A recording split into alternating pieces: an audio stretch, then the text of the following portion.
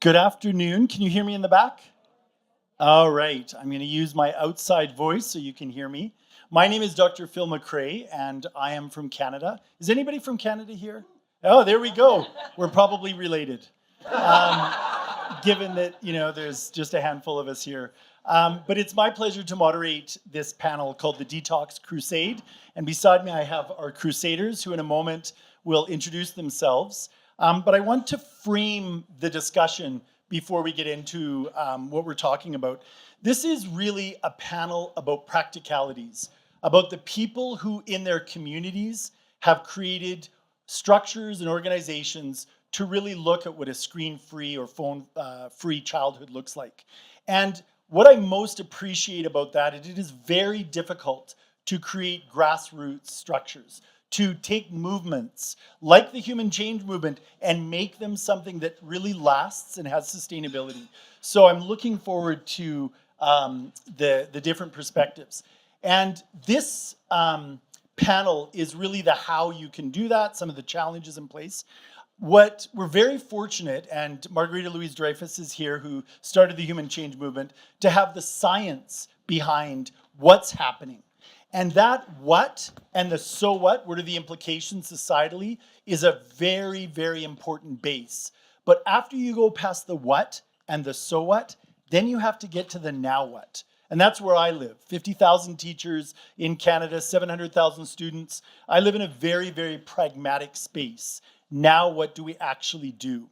So with this panel, the diversity of perspective from the United Kingdom to India, to Brookings' global work, to Singapore, gives us great diversity of different ways to approach this. And I always say diversity is the source of any system's intelligence. And we have a very diverse and intelligent panel. So what I'm going to ask each of you to do as we go across is if you could introduce yourself and tell one kind of snippet of what got you into this work. Okay, I'll start with Katie. Okay, hi. Hi, everyone, and thank you for having me. First, I'd like to say that I am not a medical professional and simply a high schooler sharing my experiences and what I see. And a little bit about me, I am a Sustainable Media Center Next Gen Advisor and a youth ambassador for the Five Rights Foundation. I have changed my school's policy to a no phone policy, and I lead outreach research programs across Singapore. And a turning point for me was being part of my school's advisory board to change that policy. I saw how difficult it was for students to imagine a school day without their phones. And then I saw how positively they've adapted once boundaries were in place. Students today now are interacting with each other, face to face, naturally. And through this policy, kids today now have the option to be offline while still be socially included while in school. And so this being part of the process really made me realize how deeply technology has shaped our behaviors, our daily lives, and even sense of autonomy. That's me. Thank you. And just, let's give her a hand.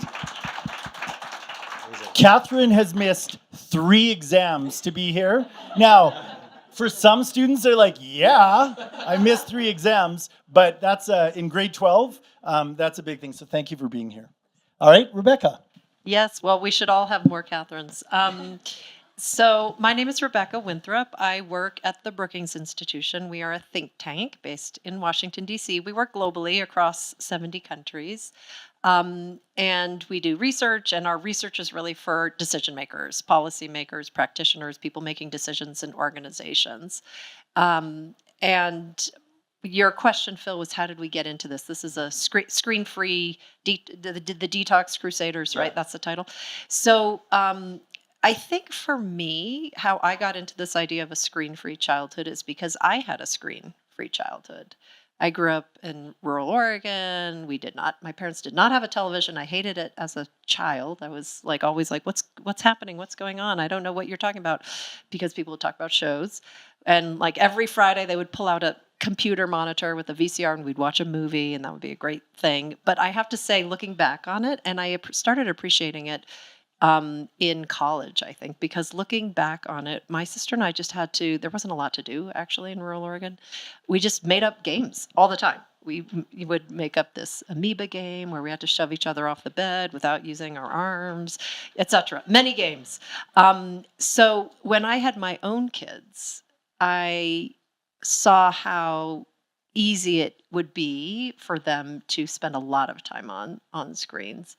And so that, I just didn't want that for them. I wanted them to play with each other and get connected with each other and spend time together like my sister and I had. And it's easy as a parent when you're really busy, you're working, etc., to be like, just sit in front of the screen. I got to cook dinner. I got to take a shower. So I have empathy. But certainly with my own children, it's a personal reason. My own children, we don't have a TV. We do watch movies, every Friday night movies, but they really don't have, for many, many years, much access. And I think they're the better for it. So Rebecca's just, and you'll probably touch on this, finished a global report on artificial intelligence in education that has had lots of media impact. And so we're going to talk about AI and children and some of its impact as well. But I appreciate your story. I just did a keynote with 6,000 teachers, and there were many young teachers under the age of 25 in the room. And I was talking about when I was young, we had a phone. You would have to dial the numbers. And if your number was like 9, you hated people with long numbers because they had to dial. And I had about a quarter of the room look at me like, what's he talking about? And I'm like, out. You have to leave. You can't, It was shocking to me. So it's times have changed. Simran. Thank you. I'm Simran, and I'm a CEO and co-founder of a company in India called Rangeet. For context, the word Rangeet comes from two Hindi words, which means rang, and sangeet, which means color and song. So we're all about play-based learning, and we teach in the way that children's brains work.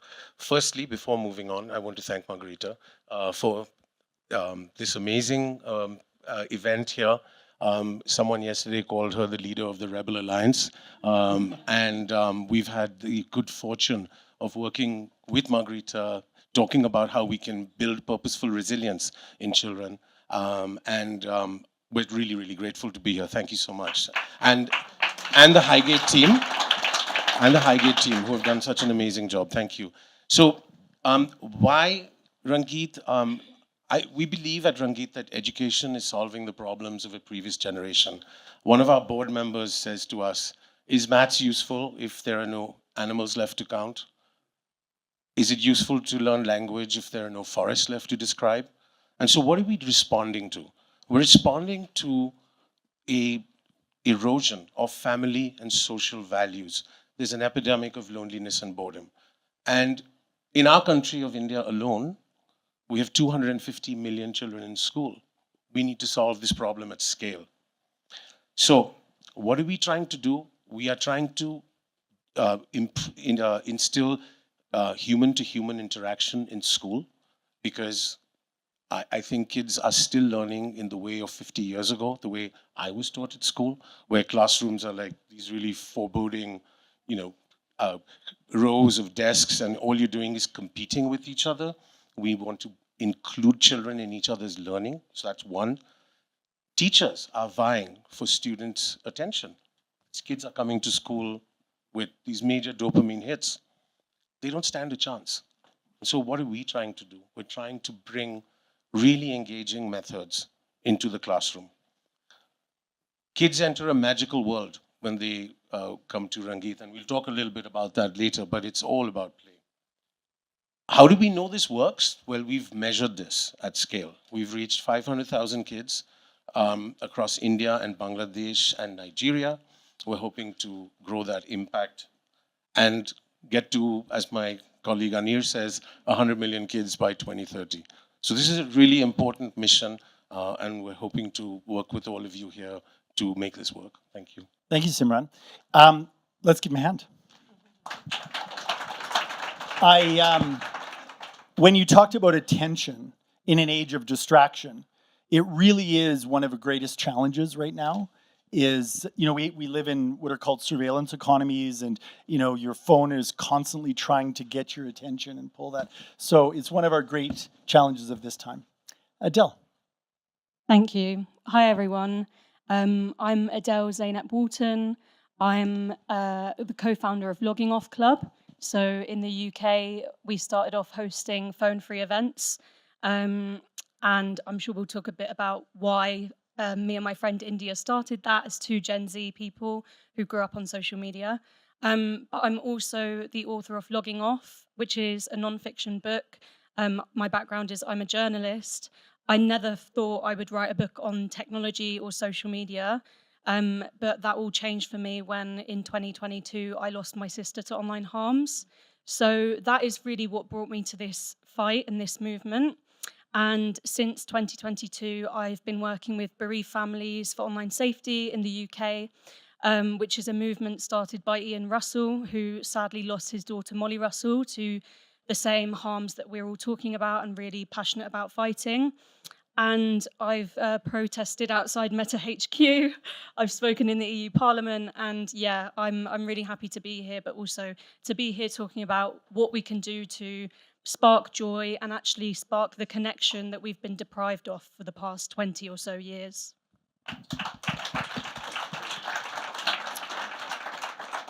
Thank you, Adele, and I'm so sorry to hear, when we talk about the impact of technology, screens, smartphones, there really is real world consequence, as you've shared. So, what we do here and what's happening at Human Change is very serious and very important for the future, right?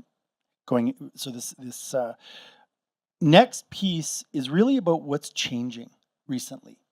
And I'm going to start with you, Catherine, because young people are far too often given a voice about what does it feel like to be completely saturated in a world. Rebecca and I were talking about growing up in a world where there weren't the same exposure 24/7 to social media and technologies. So what does it feel like, that saturation, but also what does it feel like to be offline? Thank you. So, for many young people, screen saturation can feel constant. It's bright, it's colorful, and it's always within reach. And at times, it pulls at our attention in ways that we don't always register. The issue that I've observed isn't one app or one device, it's the accumulation. In my experience, this shows up first as distraction. Notifications interrupt conversations, meals, quality time with family and friends, focus, and even moments meant for rest. Over time, these interruptions do have real consequences. For example, learning becomes more challenging. We can't focus for as long, and moods fluctuate. But what I've noticed is that many of my peers are aware of this. They know that checking their phone while studying affects their concentration, and they know that scrolling late at night affects their sleep. Yet the behavior continues, not because they don't care, but because the pull feels immediate while the consequences feel distant. Emotionally, it can feel like a whirlwind. There are moments of connection and validation, potentially followed by moments of anxiety, comparison, and even guilt for time lost. And for some, it can even be a source of conflict with parents, because our parents don't fully understand this digital world that we're growing up in. Conflict with friends due to miscommunication, and even internal conflict with ourselves because we're unable to regulate the habits that we wish we could change. And so for many young people, screen saturation can feel almost inescapable, even if we're aware of the consequences. And to answer your second question about being offline, to me personally, it feels like a breath of fresh air. Some of the most connected experiences or moments that I've had with my peers were during school trips where there wasn't any signal. No one felt no one felt left out for being offline because everyone was offline. So when you talked about your screen-free childhood, I resonate with that a lot. And so during those school trips, we played games, we shared stories, we laughed and we talked, and we formed these friendships that felt deep and genuine because they weren't competing with an online feed. And the panel before, they talked about what it means to have a real best friend. And it's this physical touch. It's this going through kind of these war moments. And so these school trips, there's the bugs, there's the pitching up tents. We called it trauma bonding. And so, but you may think that kids and teenagers might dread this sort of trip where they can't stay constantly connected. But speaking from experience and from what my peers say, it's actually a relief. And to quickly address if it's a matter of self-control or platform design, I view it as both. Platforms are designed to capture and retain attention. So once habits form, it becomes harder to regulate, especially for developing brains. So expecting young people to solely rely on individual willpower completely ignores and misunderstands the social pressures and the digital environment that they are operating in. Thank you. Actually, when you say friendship is important, it is critical. It's part of what keeps us together as societies, communities. And when you say trauma bonding, I like that actually. I think there could be some big bugs out there and that could be scary. Adele, I'm going to go to you now about the friendship piece because you started the logging off clubs in that space of friendship with some of your peers. So if you could share a little bit of that with me, that would be great. Yeah, Thanks. sure. So Logging Off Club came about because my friends and I were on a birthday trip in Cornwall, and we all started chatting about how we each have our own tactics for regulating our screen time. So say one of us deletes social media throughout the week and then we'll check it on the weekend. Another one of us goes on walks without our phone. I use an app called Opal to regulate my social media use.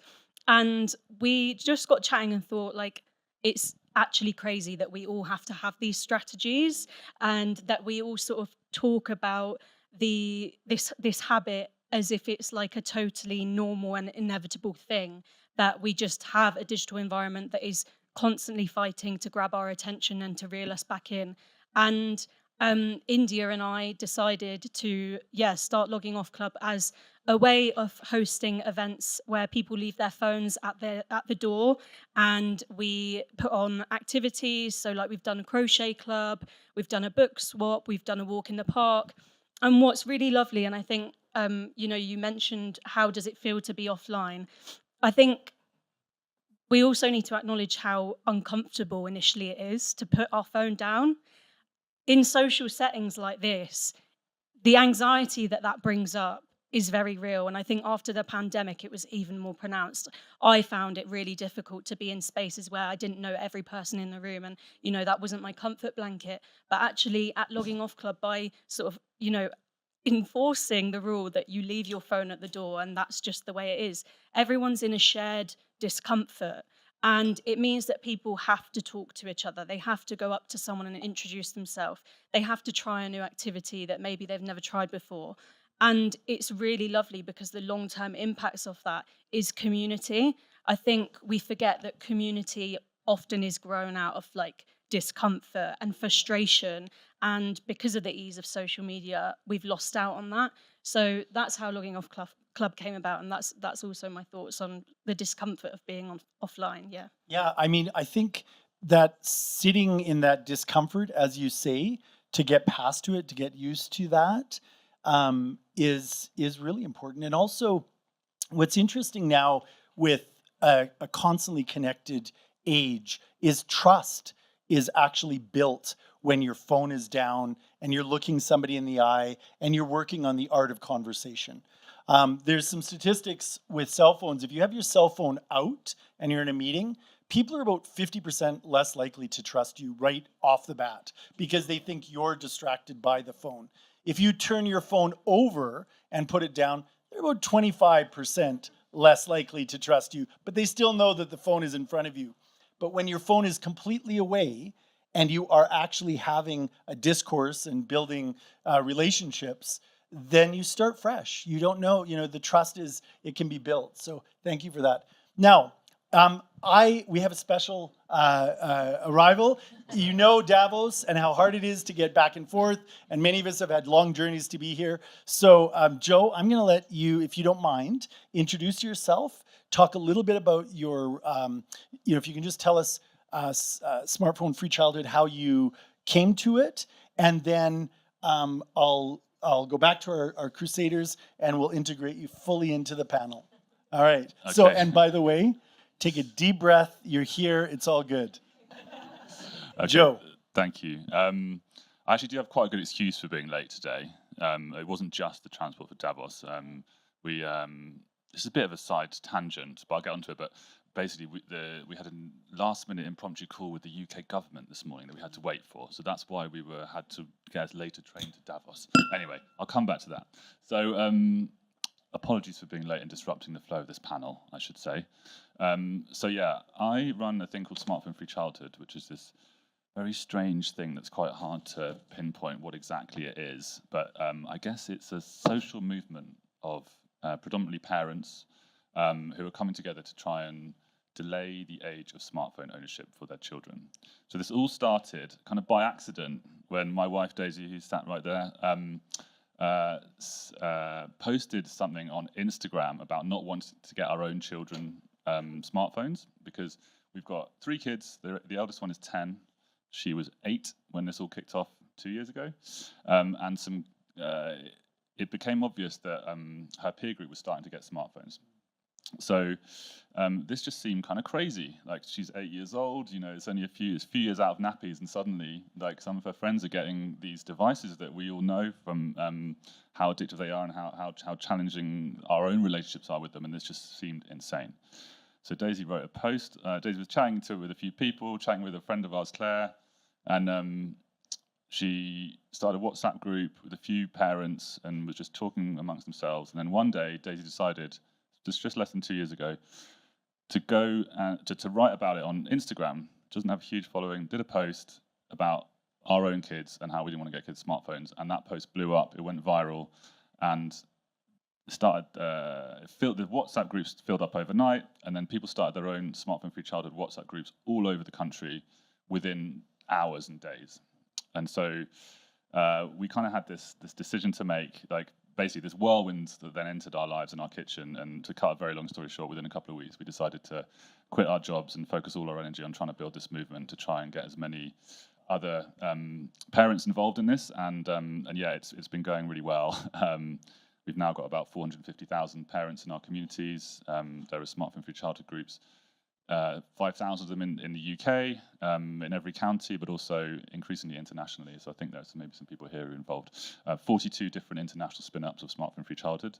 And I think that the reason why this conversation has taken hold and this movement has sort of caught fire is because this problem is a universal problem that every single human feels, but particularly every single parent feels, right? Like if you're sort of in your 30s or 40s, which is, I guess, the majority of our audience, then you were the part of the generation that grew up without these things, and we remember what our childhood was like without them, and we're not saying we're trying to hark back to a bygone era or go back to, some rose-tinted or sepia-tinted childhood of the past, but we do remember what it was like without them. And I think suddenly I think everyone has this feeling that we all know how addictive they are for ourselves, and we don't want to pass that on to our children. And I think that's almost a universal emotion that parents all across the country in the UK, but actually increasingly all around the world are feeling. So that's what I'm up to. Sorry, I'm late. No, let's give Joe and Daisy a hand.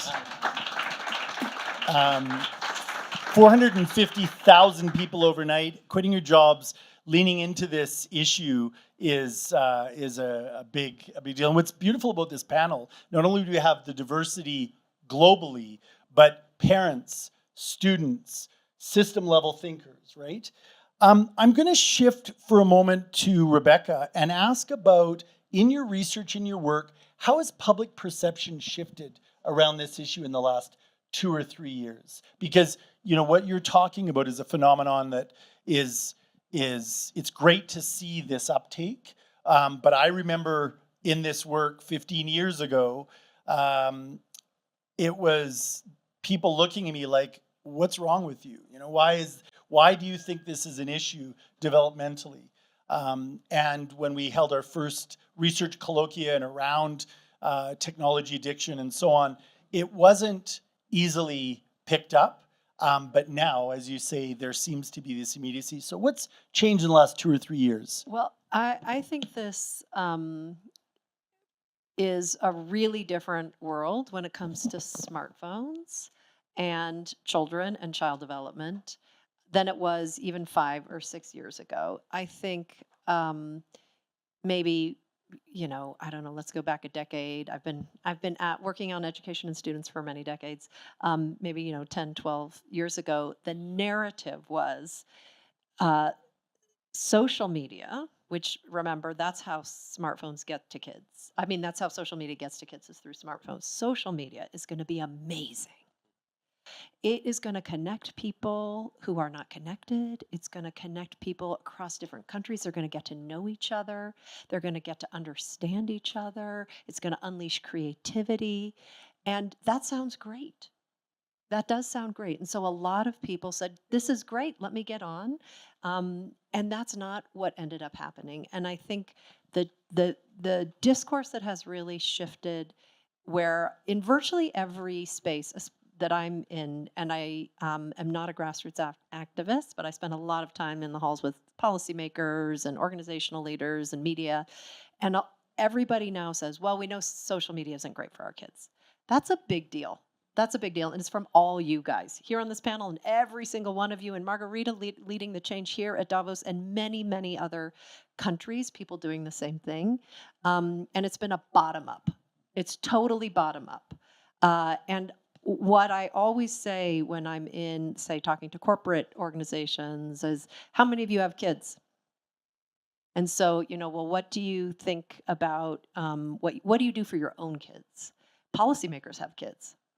So a lot of the ways, we did a study a long time ago at Brookings about how to reach policymakers.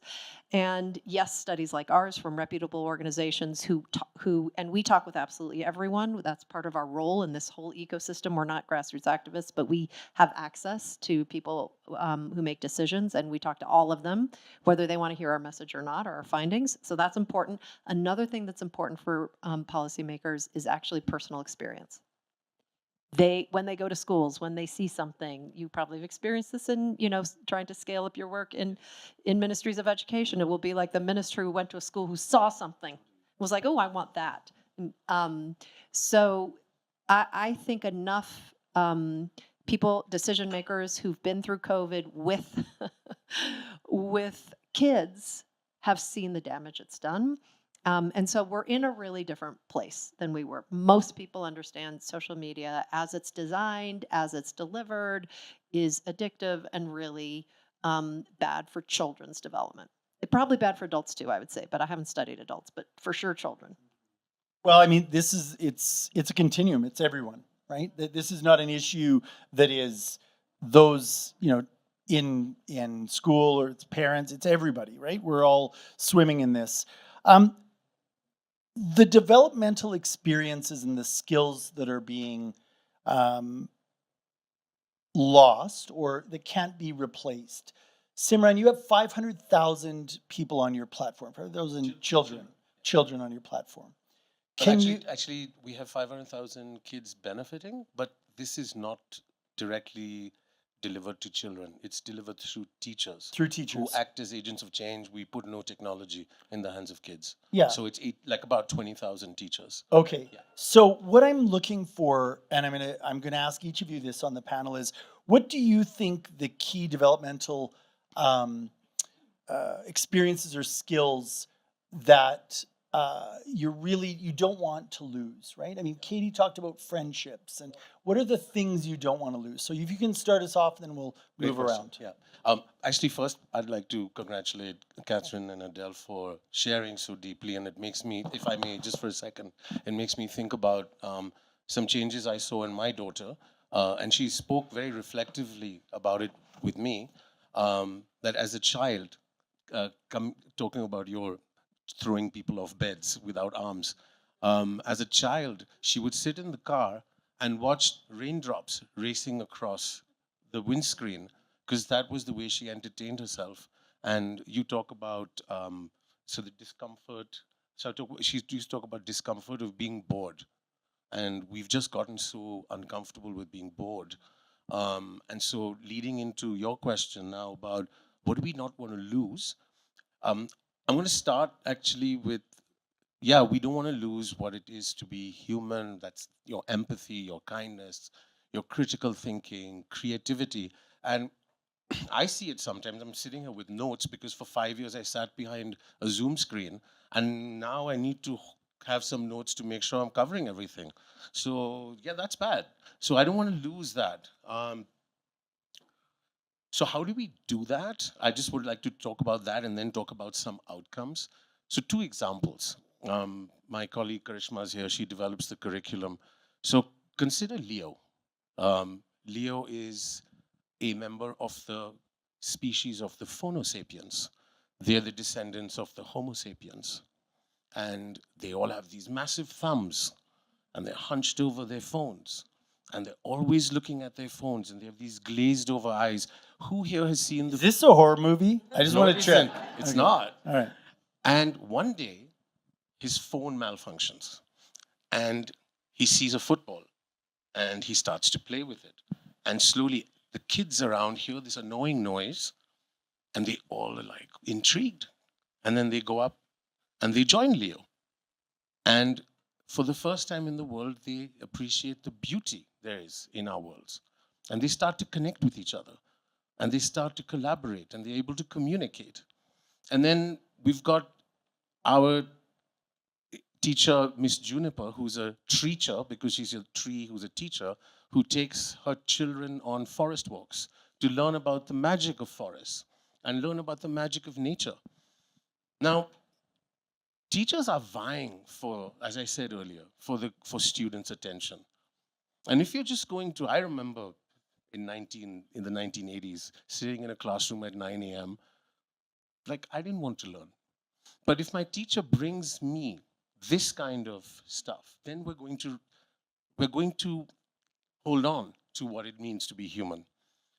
And so I think one more thing we need to focus on is changing what we consider good outcomes.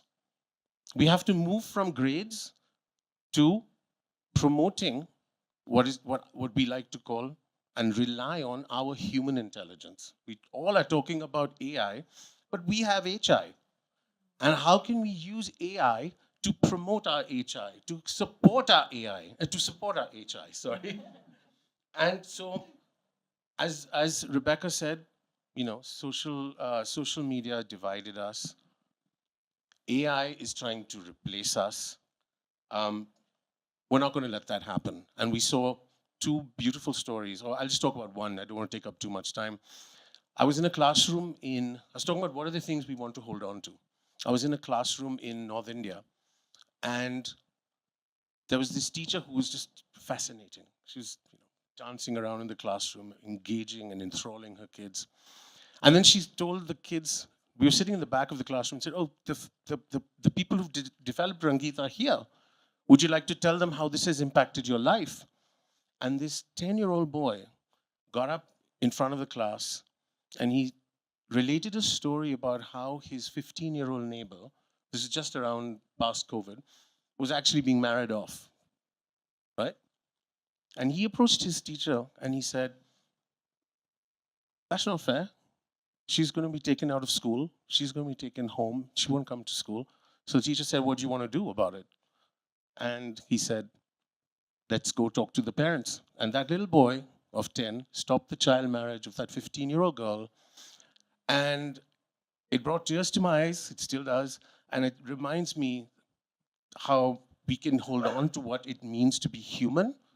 And the funny thing is, that boy probably doesn't even know what he did that day.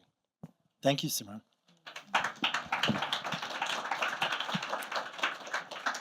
Joe, I'm going to ask you from a parent's perspective because it's scary, right? What do you want to retain that's deeply human? That's, we want our young people to grow up to be resilient, to be able to bounce back from challenges and adversity. And what are the things that smartphone free work that you're doing in the UK, but also just as a parent, do you want to see retained as key developmental skills? Well, I certainly don't have as poetic an answer as you. That was a brilliant answer. I realise I'm the only one without notes. I feel like a bit like one of those nightmares where you turn up to school naked or something. I don't know. Canadians never want anybody to feel, it's like... I don't know, it's all right. It would just be a prop. But no, I do have an answer to that question. Don't worry. I think the interesting thing about what we're doing is that it's kind of unleashed this strength of feeling amongst parents that's so universal, like I said. And parents are like worried about such a spectrum of harms or problems that children having like free access to these devices and therefore these platforms are creating in their lives. I could reel off a whole host of them, right? And you guys will all know them. But I think probably the one that sits above everything that everyone is worried about is the time that's spent on smartphones and what that is doing and how that is changing childhood. Just like you're saying, like some of the numbers are really, really stark. I think I just saw it on a screen over there. Yeah, that was a study that we reported on recently.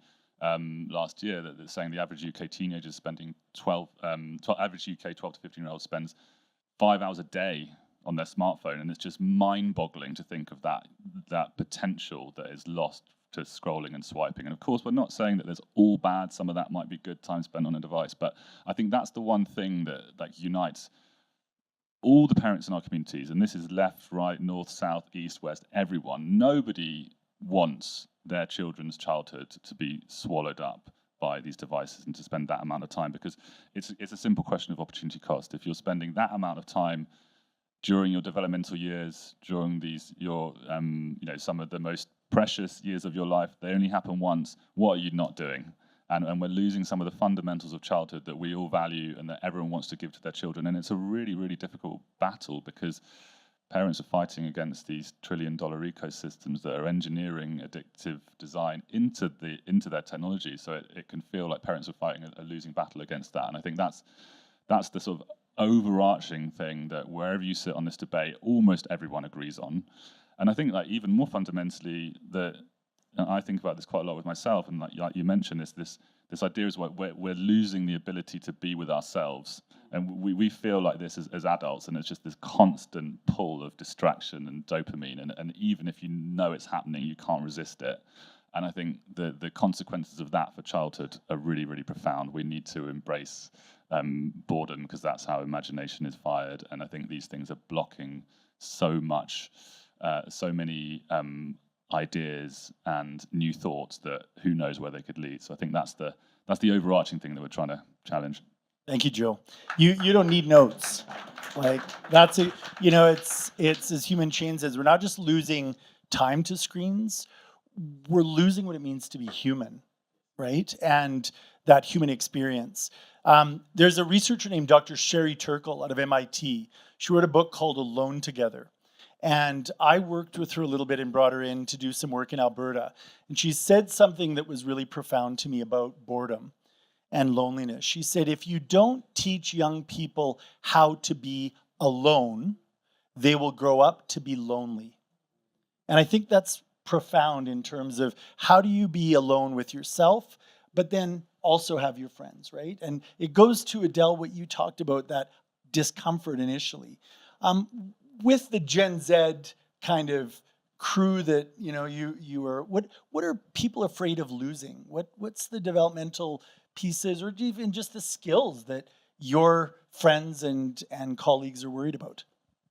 I think the main thing is that from Gen Z's perspective, we grew up on social media and we were sold the hype of you're going to have a community, you're going to have so many friends, you're going to have connection.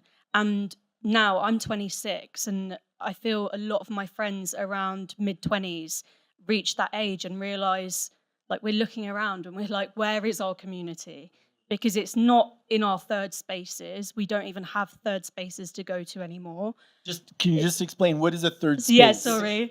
Well, a third space is like anywhere that isn't work or the home environment. So, for example, libraries, or I don't know, like churches, they used to be a huge third space. Youth centres, a lot of those have closed down in the UK in the past 20 years. So there's Isn't also it the that pub in the pub, UK. yeah, That's pub pretty could much count. I'll take that. So a lot of those third spaces have been in decline because of the political context, and at the same time, we've made it really easy for big tech to replace that so-called third space. But actually, we don't benefit in the terms of community, in terms of connection, in terms of building alliances or movements.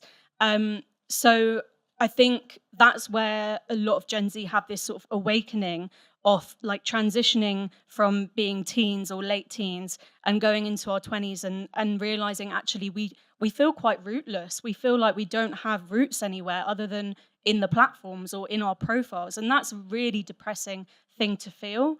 And I think, to be honest, I only really reflected on that when I was writing my book and thinking more deeply about my own social media use and social media habits. So I feel that that's our main thing that we want to reclaim and build.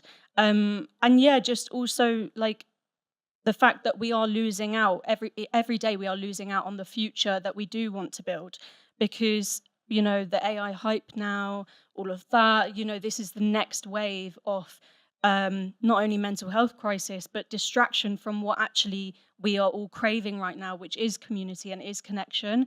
And I think the mental health crisis that young people are facing, it only speaks to that lack of community and connection that we've been deprived of. So yeah, that's my thought. And it's the individual, but it's also the risk to larger communities, right? And when you look at society, the answer to any problem is community. So if there aren't communities, if you don't have that third space, as you say, that's also a risk generally to society in terms of being responsive. Katie, you have done, and I was in Singapore with a really wonderful program that you set out to bring your student colleagues together. Tell me what they're saying, or what are they kind of afraid of losing in your peer group? Okay. I think what some of my peers are saying that they're afraid of losing is kind of what Adele said, having that community, having that tight-knit, being able to go up and talk to someone, introduce yourself, make a new friend, and in person, not online, but having that skill to go up to someone, introduce yourself, and just make that new friend. And people are shy. They're used to hiding behind a screen or doing that action online. So I would definitely say that. Yeah, and I definitely agree with everything that Adele said, especially with these third spaces. Well, I mean, for students, it's instead of work, it's school. But even at school, as you grow up, there's, we have responsibilities, we have activities, yes, you can make your communities through that, but it's very fast paced, and we need to remember, okay, slow down and live in the moment, because some people would, do their activities, go home, go on their phone, right? And Adele, what you said about, having that turning point of realizing, this online space, it isn't our community. I actually do see that change with my peers. So I'm 17, and just a year ago when I was 16, I've grown as a person, and I think many of my peers have grown as well. They've grown as friends, they've grown as a student, and I think they're realizing that, okay, this isn't kind of the community that we want to live with. So I'll just leave it at that. Thank you. And I'm not going to say my age. I don't want to talk about it. But I think, that desire, right? That pulling back to friendships and community is a really big draw. This panel has great experience with organizing, grassroots. So now what we're going to do is hear from each of them about some of the opportunities and challenges of that organizing. So I'm going to turn to you, Joe, if you're okay with talking about, just going to 450,000 people overnight and trying to keep things together. I'm going to start with the opportunities, some of the things that are working, and then a little bit later we'll get to some of the challenges, if that's okay. Okay, well, yeah, I'll do my best to explain this in a couple of minutes. It wasn't overnight, it's important to say, but in a couple of years, we've built that community. I think in one sense, we were lucky because we were kind of in the right place at the right time with some of the right skills that were able to kind of push this forward. And so you can't necessarily manufacture that. Like, this was a high salience issue that wasn't actually being talked about enough in society, and we were just sort of like that initial viral post that Daisy did just landed, just like struck a chord, and there was this clear momentum that we were able to build on. So we were kind of lucky there with the timing, and Daisy's a very good communicator, so I think the way she talked about it, and actually that's what I will talk about, the way Daisy talked about it in that very first post where she said, does anyone feel like this? Here's a picture of our kids, this is my story. Like, isn't something going wrong here? Rather than like, the government are wrong, why don't they ban something? Like, that's never been our vibe at all. And like, so right from the off, that kind of got people on side. And we've been like, partly because of our background, so I used to run a branding consultancy, Daisy used to be a journalist, and the team that we built are also quite kind of finely tuned to communications. And so the DNA of what we're doing has got that like woven into it, and I think we've tried incredibly hard to make this feel like a conversation that feels accessible to lots of people, because I think one of the challenges there's so many challenges with talking about this big issue. One of them is that it's complicated.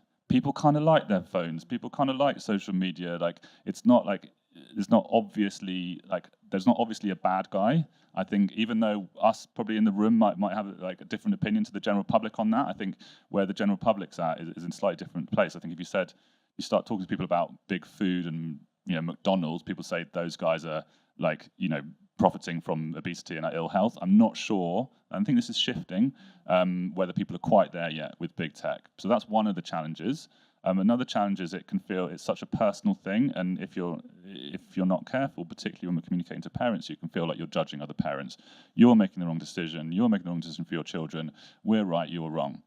And that is like the polar opposite of what we've been trying to do. We're trying to say that this is a movement for everybody. This is a place that everybody can, a conversation that everybody can be part of. This affects everyone. So we try and talk about this whole issue in a very open, non-judgmental way, but also talk about it through a hopeful lens rather than a fearful one. I think one of our observations up until looking at we weren't even really aware of other kind of online safety organizations and groups really before we were doing this, because we just kind of landed on this thing and decided to run with it. But like, we're now quite familiar with a lot of the work that's been going on in the space, and much of it is excellent. But I think up until recently, a lot of the kind of communication about kids' online safety was all very kind of dark and depressing, and like, this is what happens when the worst possible thing happens, and it just kind of switches everyone off. So what we've tried to do is trying to flip that and say, actually, what if we focus on the positive alternative?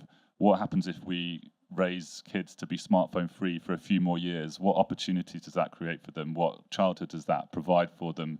Isn't this a good thing? Aren't we actually giving them a superpower? So like, flipping the communication like narrative is it's easier said than done, but that's been such a critical part of what we've been trying to do, is trying to make this a conversation that feels accessible and interesting. And it is actually one of the great things is that, and again, we're lucky on this, is that because this is an issue that affects everyone, it's one of the most interesting topics in the world.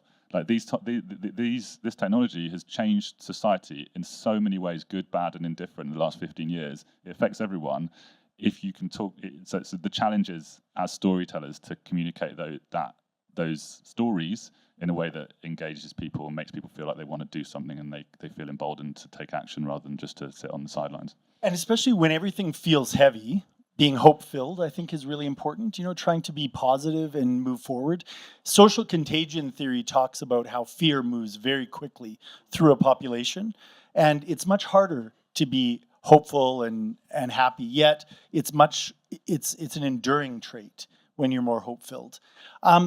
Adele, I'm going to ask you about logging off, because it has really grown as an organization. Maybe give everybody a sense of how big it is as a structure, and how you're managing it.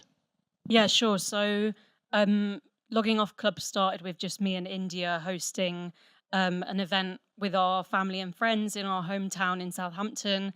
And that was just over a year ago. And now we've got 10 logging off clubs in different countries. Well, yeah, in 10 different countries, 3 continents.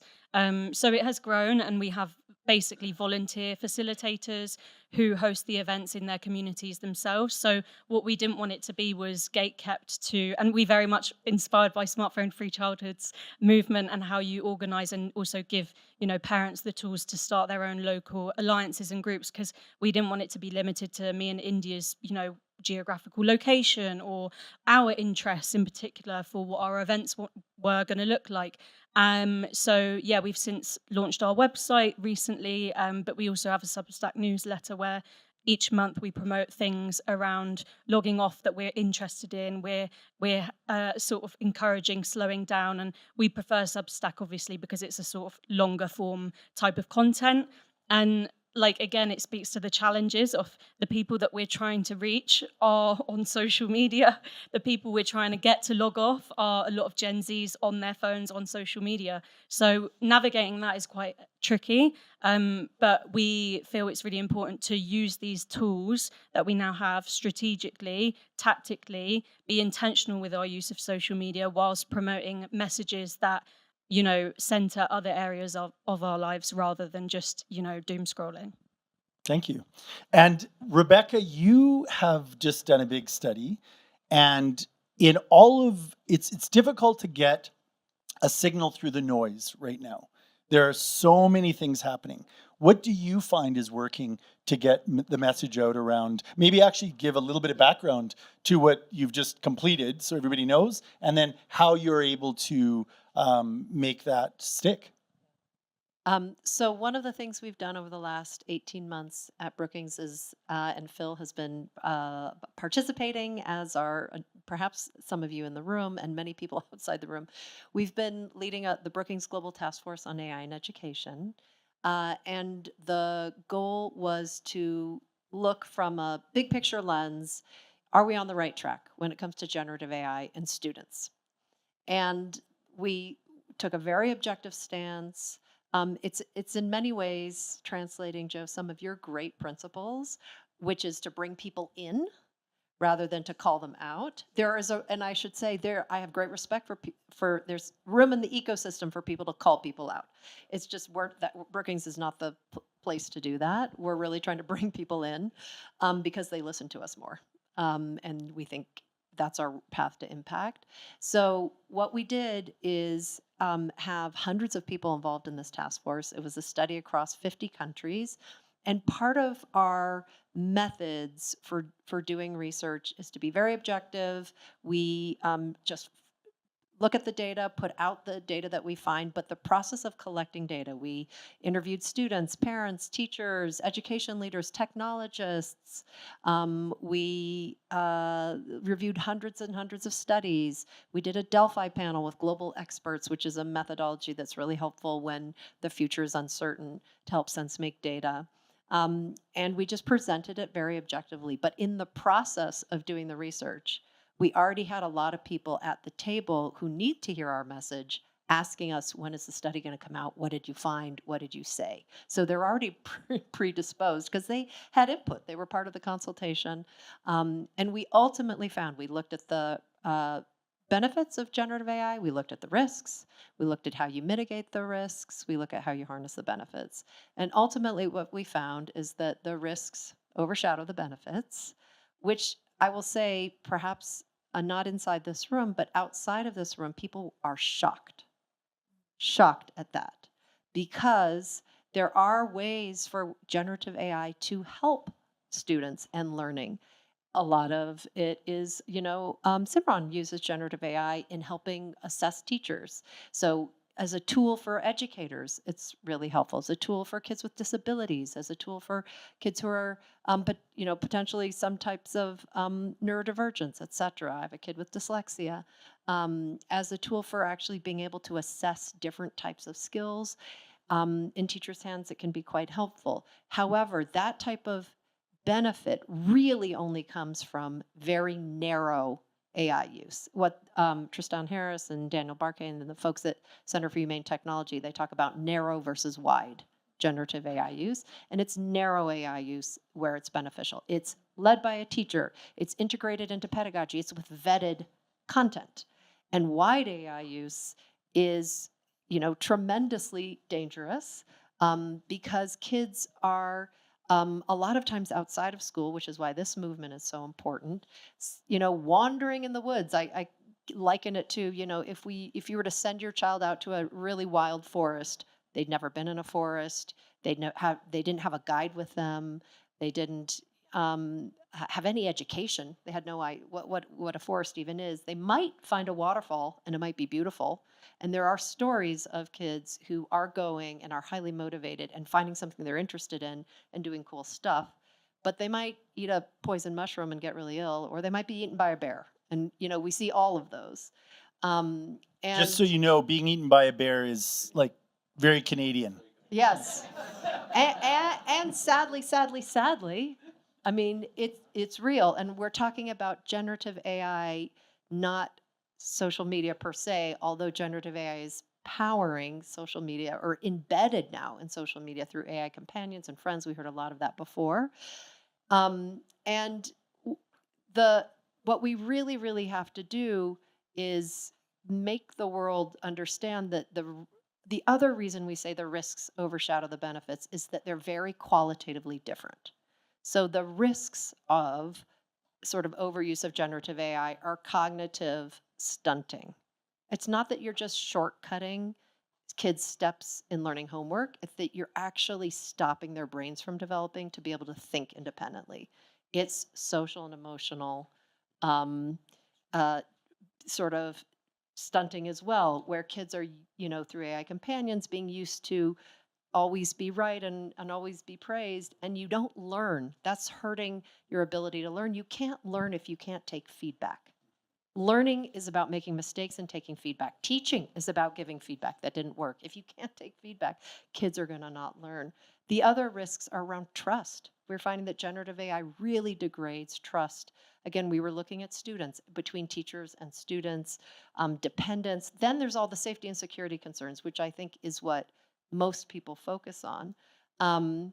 And so for us, it's important to use our platform, use all the people who have, are waiting for the results and say, look, this is really where it's at. And again, similar to Joe's strategy, recognize for people where it does help, because if you don't do that, they will dismiss you. They'll be like, but you didn't talk about, my kid with dyslexia who's helping. And it's like, yes, narrow use, well used, helpful. Let's focus on the risks that we need to really worry about and shut down. Thank you. Now, just so I'm sure, we have about 5 minutes left before questions. So I am going to, being a teacher, look at what we've learned, and I'm going to ask our 4 Detox Crusaders who've created movements to share with me one challenge you've had in your work and how you've overcome it, right? So one challenge in the work that you've done and how you've really, or even if you haven't overcome it, what is it that you're doing to try and overcome that challenge? So that's in the spirit of learning that Rebecca just talked about. And then we'll go to some questions. 1 minute each, and I'm going to start with Katie, and then I'll go to Simran, Adele, and we'll close with you, Joe, before we go to questions.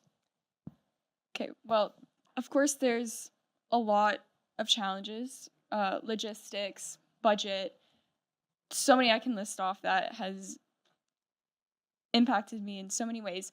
But I think the most difficult one that I had to handle, or I had the most difficulty handling, was getting people to believe in what you believe in.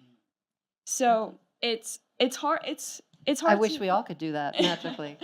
It's hard to kind of, you have a vision, people aren't in your head, so you have to. I had to find a way to kind of broadcast out my vision and kind of paint a picture for them, and to get people on my team, get them to believe in the cause all together so that we worked all together. And then, of course, there's another thing about, then what about your team members? Yes, they believe in it, but do they see what you want to happen? So if they don't, we send them to the bear. But, and you've done a great job. I've been to Singapore, and you've really done a good job of not just weaving together those activities, but getting people to believe in that work that you're doing. So excellent work. Simran. So I had an experience about 7-8 years ago. I won't get into it for lack of time, but essentially it triggered me to want to change the things in the world that I didn't like. Huge ambition. And I had no experience in education. So I had no plan.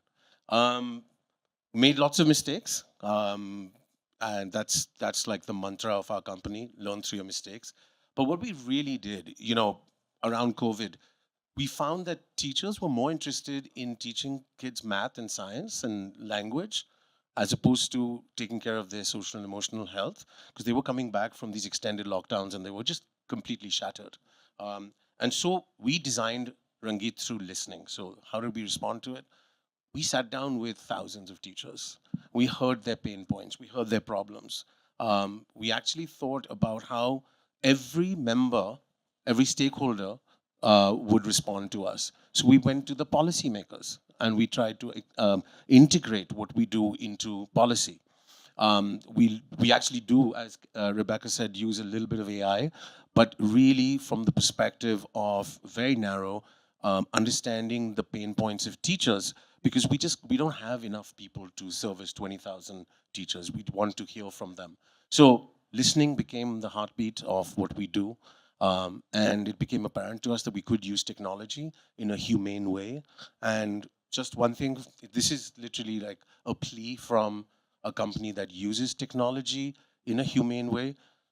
There is a way to do this, and I think that we all need to examine it. And as you said, let's not other anyone, let's bring them in, and we can do this together. So let's learn and understand and do this properly together. Thank you. I think, the wise listening is really interesting because I spent 5 years with the Blackfoot people as a teacher. They're the Indigenous population in Southern Alberta. And being a wise listener is critical to survive 7 generations. You have to listen to the environment. You have to listen to your families. You have to listen to your community. And really, the Human Change House is a great place to be a wise listener because of all of the wisdom that is coming from the panels. Adele. I think I would say one of the main challenges is battling burnout and also like that feeling of feeling like I need to be doing so much all the time. And I think we all feel that a lot of the time, and actually reminding myself that social media and scrolling only makes me feel that worse has been helpful for me, because I haven't fixed that challenge. I haven't got rid of the burnout battle, but recognizing that actually I can go to people and ask for help. And the whole individualistic culture that social media breeds, and the competitiveness of it, and the comparison, all of those values that I've sort of absorbed over the years of using it and growing up on it, and also having to market myself as a freelance journalist on it, and having to be dependent on these platforms, recognizing that a lot of those values are things that I've absorbed from this business model, rather than things that are intrinsic to me as a person. And actually, yeah, like reclaiming those human values by being around like-minded people has been really helpful for me. Well, you're welcome at Human Change House because there are so many like-minded people. Joe. There's a lot I could talk about here in terms of challenges. I think probably the one to focus on is that obviously we've grown really quickly, and it's a grassroots organization, and the magic of what we're doing is that this is properly from the ground up, people-powered movement.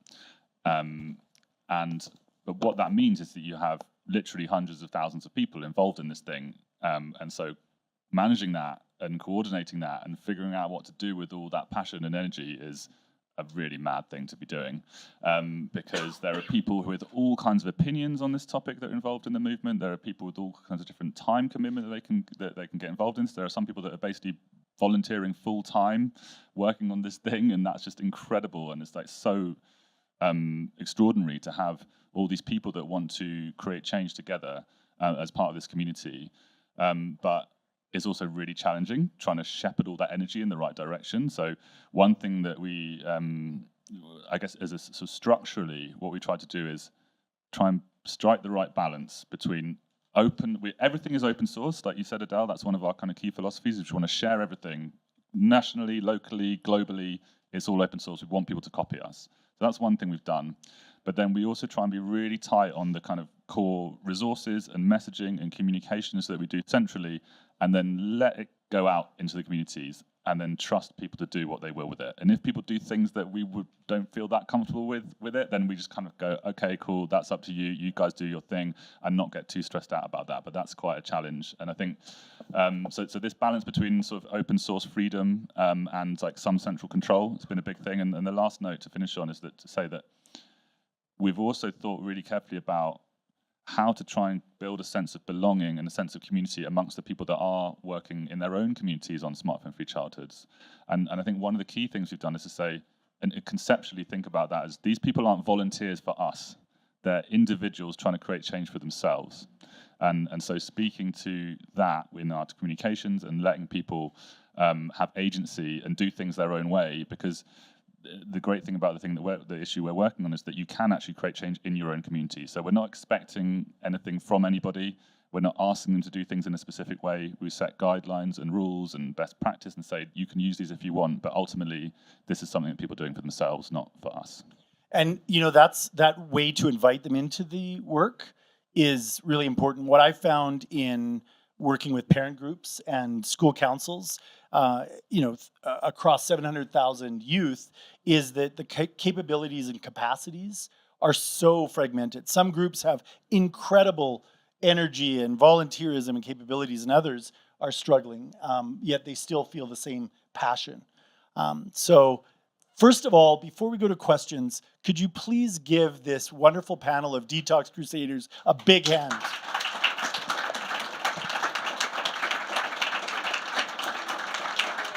It is not easy work.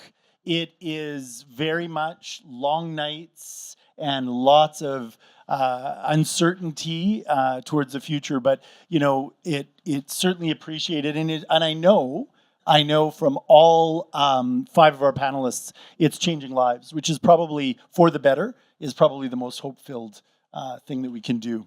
So we're going to have a little bit of time for questions. And what we'll do is we'll take 2 or 3 questions, and then I'll see who wants to respond instead of taking them one-to-one. And if you could just keep it as a really tight question, that would be great. And I will pass the mic somewhere. Oh, Margarita, there we go. Yeah, of course. Yes, thank you very much to give me the first question. And it is to Kate, because you are still in school. We speak here about screen-free childhood, and we spoke a lot about a smartphone. I would like to ask, what is the situation with digital education in your school? How much of your homework you have to do online? How much of your school projects you have to do offline with children with children without digital help? And what's about also with teachers communication? How much digital part of it? But and the last question about it also, during your homework, if you have to do it by an iPad online, like practically all Swiss children have to do now. Was you strong enough to avoid to slide to social media during your homework? Should I answer that now? Okay. So at my school, we like to do we do a lot of projects. We do a lot of coursework, and I take a lot of course-heavy subjects. And so, yes, a lot of it is online because, you know, I'm doing the International Baccalaureate, the IB, and it's very demanding, and it's very, it's a lot of work, and it takes a lot of time to do outside of school. And when we're outside of school, we have to do it on our laptops, right? So, and when we do it with other people, yes, we have to work on our laptops. We have to, so I would say a lot of it is online. But it also depends on each subject. So some subjects, they have workbooks. So, and some subjects have, the workbooks are online, and they have the interactive, quiz at the end. So some teachers like it differently. I would say that my school is very integrated. They do, so I have one class, systems transformation. They really enjoy, work in groups, but work together. So in class, you work together. They say we had an assessment, like a group assessment. And that assessment was a 5-hour assessment, all together timed. And they said for preparation, you have to work together outside of school in person. Because during this assessment, this 5-hour assessment, you're going to have to work together in real life. So make the time outside of school. Our teacher said, we don't care how you do it. Make the time outside of school to work together to prepare for this assessment that you're going to have to do together. So some teachers do it differently, but I would say that my school is very integrated. And when I'm doing my to answer your second question, when I'm doing my homework, it's very easy, I would say, and for my peers as well, it's very easy just to pick up your phone. Oh, I got a message. Let me quickly respond. Or it's really annoying when you have that string of notifications of someone on 3 people on a group chat, and they're having a conversation without you. And you can see the notifications light up, and you're like, okay, I need to, I want to join that conversation, or else I'm going to have to scroll and read through it and catch up by myself. How I deal with that? So I live in a condo, and we have like a outdoor space. When I need to study, really just 2 hours, 3 hours, sit down, focus, and study. I leave my phone at home. I go to that outdoor space and I do my work. That's how I. Can I? Oh, inside. Yeah. So, you can go on social media on your laptop. So I didn't grow up with an iPad. I grew up with I guess I got my first laptop when I was in middle school. But that was that we needed these. Our school said we needed one. It was mandatory to get a laptop. And so yeah, I didn't grow up with the iPad, but when I do study without my phone beside me, I still kind of have the option to do something else on my laptop, but kind of I make sure to keep in mind, I have stuff to do. I have work. I have a schedule. I need to get this done. Thank you. Can I come in? Because Margarita's point is really important, and we found it in our study on generative AI, because what you just described changes drastically when you think about generative AI and learning online. I think a lot of kids are not Catherine. A lot of kids do go, you can go on Instagram, you can go on TikTok, you can go on everything on a laptop. And it's hard to lock it down, even school laptops. And so my plea actually for this group, people who have come here, people on the panel who care about screen-free childhood, we had cell phones, we had COVID, now generative AI. Generative AI is different. It's software. It will eventually not be through a screen. It will eventually maybe be a wearable. And we can't forget that we want to make sure it doesn't harm our kids, even if it's not through a screen. So one of my favorite sort of schools that we interviewed for our research, Margarita, to your question, it was in France, and remember, France was the first country to ban smartphones in school. And they said this generative AI stuff, it's making homework impossible. And so no more homework.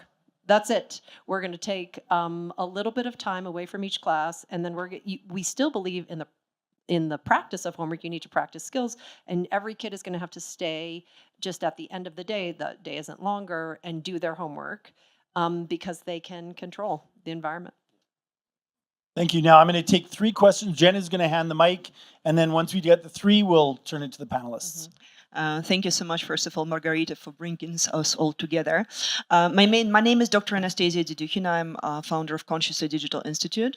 We're a certification body for digital well-being professionals. We do an annual report, a study of what the digital well-being market looks like. And one of the biggest complaints, and just wanted to add to the challenges, is essentially there is no market. There is awareness. Everyone says, yes, that's a problem. When people who are experts, who have received specific education, come to parents and say, okay, let us help you with behavioral change, there is no money there. When you go to governments, the solutions is, oh, do you have a tech solution? Do you have an app? We are going to finance this. When you say, no, well, it's not an app, not everything has to be tech-based. Basically, so what we see is a gap. Can I ask an uncomfortable question? How do you guys finance what you do? Because no, that's reality of that is I see lots of people now where we have been in this area for 10 years. There are amazing volunteers who start that and they burn out because it's like you somehow have to make a living out of it or you invest a little bit of your time. So curious to hear any tips about finding the balance. So how do you finance? That's one. Yeah. Hello everybody, my name is Mario from Amplago here in Switzerland. I bring games and interactive ways to find out about the dangers of AI and other in schools. And I also do digital detox camps here in the mountains, full experiences like no electricity and no Wi-Fi. And one of the challenges, you mentioned it before, is that I still have to reach out to people to attend these camps. And I'm kind of have to be on the social media because that's where the people are, and the only digital detox camps really full are when there is an influencer attending, and so there is this challenge: how do we broaden our message and roll out a snowball without being a bit contradictory in our message? Good, thank you. How do you bring the message without necessarily going on social media and creating the same problem that we're dealing with? Okay, thank you. Excellent panel. I work with Simran on educating teachers about social emotional learning of children. The technology is focused on teachers. But the question to Rebecca, actually, you talked about the narrow and wide AI. generative AI. Now, I think if we compare AI with a weapon, let's say a knife, or fire, or even a nuclear bomb or a nuclear power. So when you introduce knife to a child, or fire to a child, or nuclear power to a child, essentially what we're saying is that with generative AI, we're giving the switch for nuclear power to a child, to everybody. So potentially, I think what could be done is not to see generative AI as a piece of software, but to see it as a broad set of technologies. So what we would give to children at different stages of their lives would be specific software that's useful in a narrow sense. We're giving the entire wide spectrum of generative AI use as a chatbot. We're giving it to 40-year-olds, we're giving it to 70-year-olds, and we're giving it to 7 and 15-year-olds. So I think what we need potentially, I'm just thinking about what we need to do, and the communities need to say that this is what we need. We need narrow use. So it's not you log into OpenAI. So what's the question for Rebecca? So the question for Rebecca is, can we see it from that? Because you've already done that research. So can the advocacy to the big techs and the policymakers that create narrow AI tools specific for specific purposes? Okay, thank you. So we're going to go now, and I'm going to open it up. Well, Rebecca, we'll close with your question because it was very specific. How do you finance the work?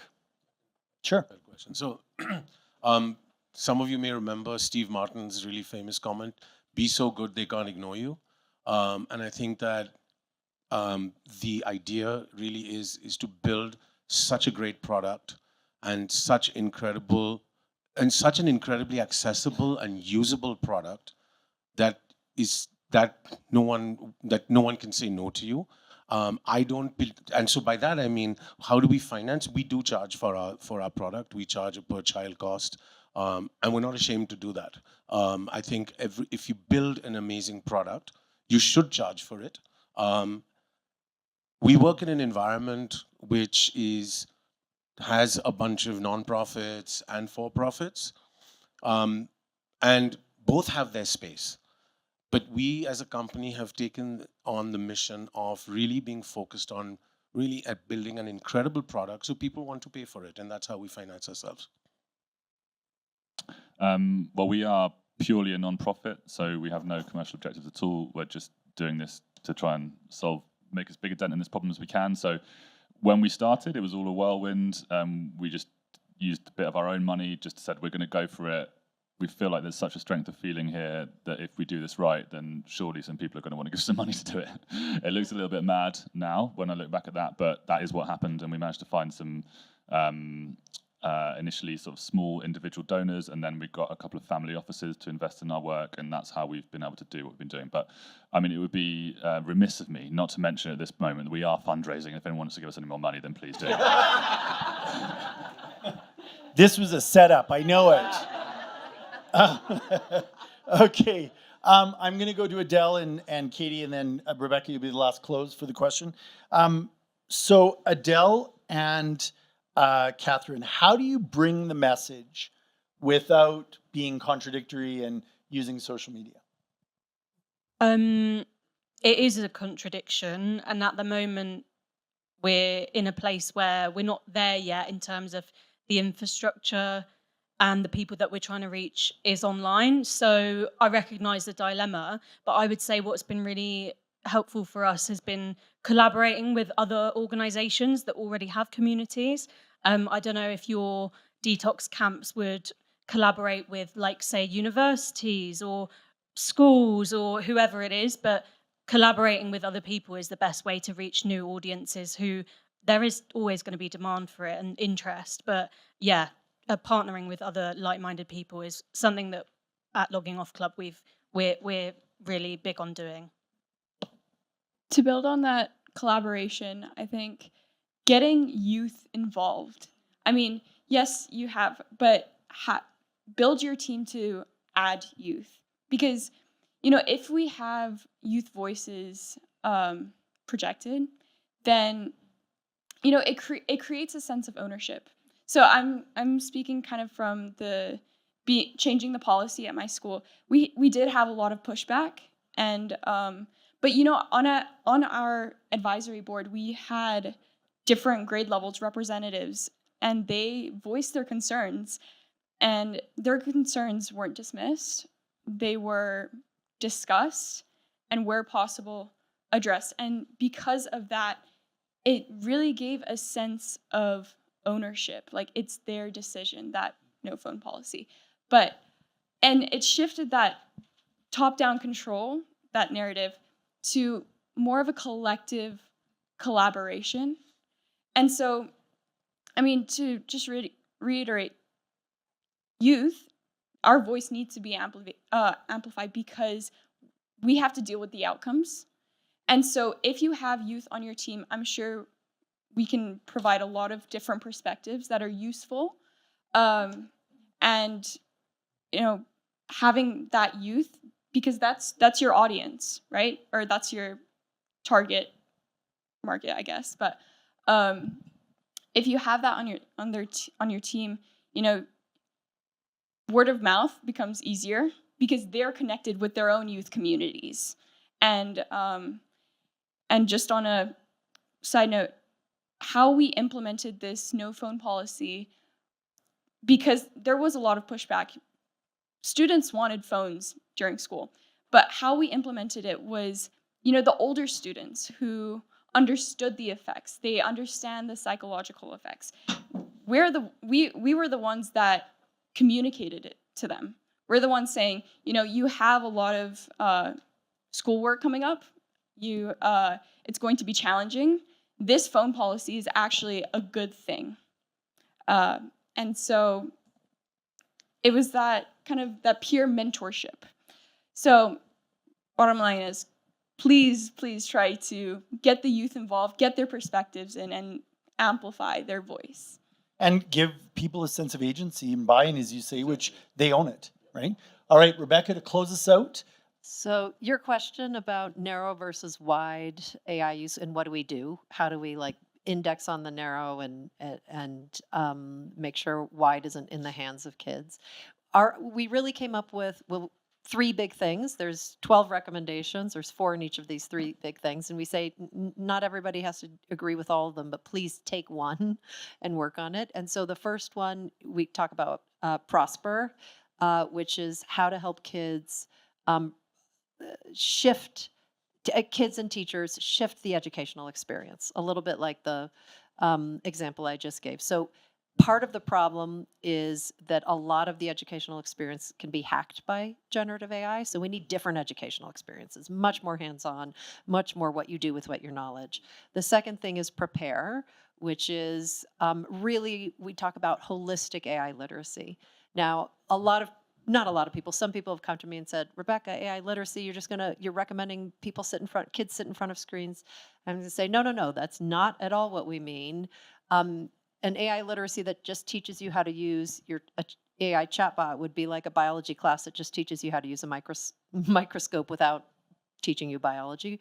Holistic AI literacy, you can do a lot without any type of screen intervention.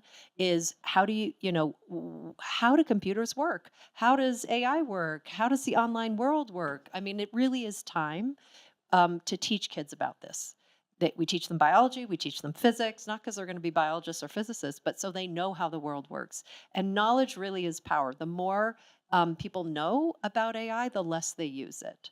And then the third, there's actually studies on that, that we found in our report. The third thing is protect. And this is what a lot of people here are working towards, which is really make sure we really highlight the 5 Rights Foundation has an AI code for children as sort of a great guidepost that companies need to, incorporate safety by design, age verification, governments need to regulate, big education jurisdictions need to think about their procurement processes. So those are the 3 big steps. Thank you. Now, may I just 30 seconds to add to 22 seconds. Okay. What Rebecca, what we do is we talk about digital citizenship. So it's exactly this, learning about, without going online, deep fakes, learning about, you're learning to be kind in the real world. Don't be a bully online. learning about, how detrimental AI is to our environment. So lots of things like that. We need to teach children that. So I just wanted to add to that. 19 seconds, you did well. Thank you. All right, so in closing, I'm just gonna ask everybody to stay for a moment, but our panelists are actually going to go just over to the side. And before they go, let's give them a really warm thank you. Thank you so much.